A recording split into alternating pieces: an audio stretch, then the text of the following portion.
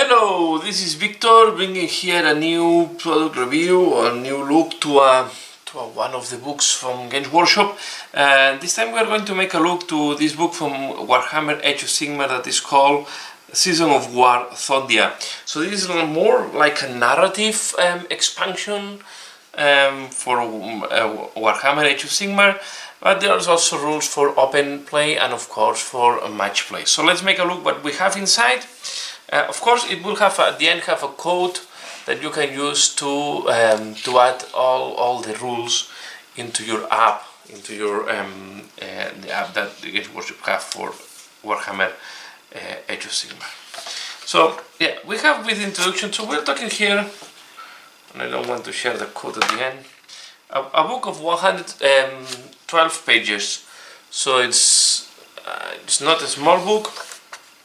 It's more or less the same size of any battle tome, where we will have a big portion from here, all this part, 58, so 60 pages, half of the book is about background and showcase, okay, and then there is, well, here is the realm rules start on the 56, right, so it's exactly the middle of the book. And the other half of the book is rules, okay, so there are different rules that how to use the incarns, and then there is a different Path of Glory battle pack, okay, there is quite a lot of rules for narrative here.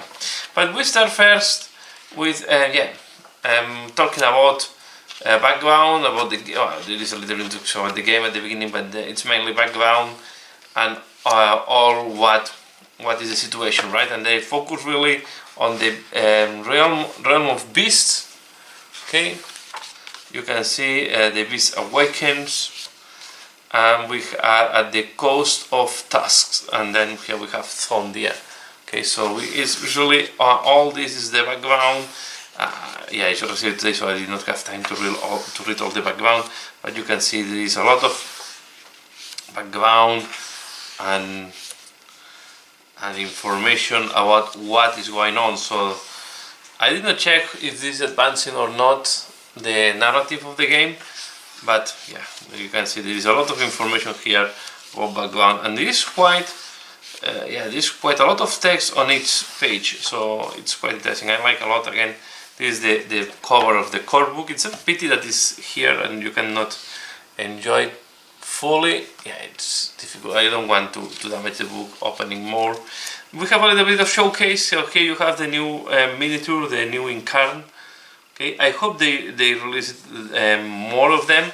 I'm not super fan of this miniature. It's not fully of my taste, but yeah, it seems that it's quite strong. And there is one thing that I like it a lot. So here you can see there is this pages where they talk about the different monsters. So we have here Bulgors, Frost Sabers, Cockatrices, the Stegadons, Carnosaurs. So this is like background information. This guy is, I did not know about this one, the Thondia Flatthorn. I think this is a new one. The Fellow Waterford. I like this one, the Itcher Moss, that is eating the hand of this guy. We have the new Corpse, Ripa and Vulca that they are using by the Kula boys. The Gvoul Oaks, even the Oaks can be dangerous in the beast of in the realm of the beast. The Terror Pins, I don't know exactly what is this. And then we have this, you remember in the old the people that have been a long time in Warhammer, and they used to make these balls with snipes that were like a giant cactus. But here we have the barbed sniffer wet spheres. So we have the spheres with the big spikes as a monster, was as a background now. So interesting. So we can rescue these all balls with the spikes. Now we go to the rules. Okay, and the first rule we have are the incarnates, and how to use the incarnates, and as well, of course, they focus on the Quad Spine Incarnate of Gur. Okay, here we have the points, 400 points if you want to add this guy into your army. We have realm rules, so we have the rules for the region of Thondia, and these are core rules. Okay, and then we go to open play, and open play we have this battle pack that is War in Thondia. Okay, that we have new rules and a random, so we it's like a random generator of table. Okay, so you roll a random table, a random victory table, random twist, random ruse, and one random arcane prize. And this is the open play, so it's really a random field generator or a random battlefield generator. But this is quite interesting. So even if you play narrative or if you play a match as a pickup game, you can also use that. Then we go to Thondia, Path of Glory Battle Pack, and here we have rules mainly for the narrative gaming. Okay, so we have some battle plans. We are going to have as well some veteran abilities, some quests. Okay, prime monster abilities, Thondia territories that you can take, Thondia scouting expedition. So you can see there is a lot of then we have here the battle plans. So a lot of things focus on the Thondia region of the realm of the beast. So if you go there to battle, and then here we have, I think it's 6 scenarios that you have, 6 battle plans, 2, 4, 6. Okay, and then we have for narrative, this is as well for narrative, we have like a hero generator, right? So we have here rules to make your own character. So you can start with different type of characters, from a elf, Bulgur, death mage, human, but you also have the Malignan, a mortal. So yeah, you can make a night hound if you want, right? Starting with this, you can have an Iron Jaw, and there is a lot of different animals, even I mean type of creatures, or you can make even an skeleton if you want it. Okay, then we have the step 3 that is adding the weapons. Okay, so step 2, so step first is the destiny. What is the limit of destiny points that you can create, right? If it's a 20 points or 40 points. Okay, and then you have the hero quest limit number of destiny recorded on a quest log. Yeah, here we have. So if you add 40, then depending on the limit, so you can see if you start with a dragon ogre, you're already spending 10 points of this 20 or 40 points that you have. Then here you have different weapons. Okay, so from a sword to a great sword, great axe, a bow. I guess you can add a sword and a bow if you want it. So a hand bow. So it's really you have here all different weapons, and it's telling you if one is one-handed or two-handed and so on. There are some rules how to use them. Then there are the archetypes. So commander, acolyte, or mage mainly. And if you are a mage, is pale table. And you can also add a bestial companion, so you can go on a mounted beast.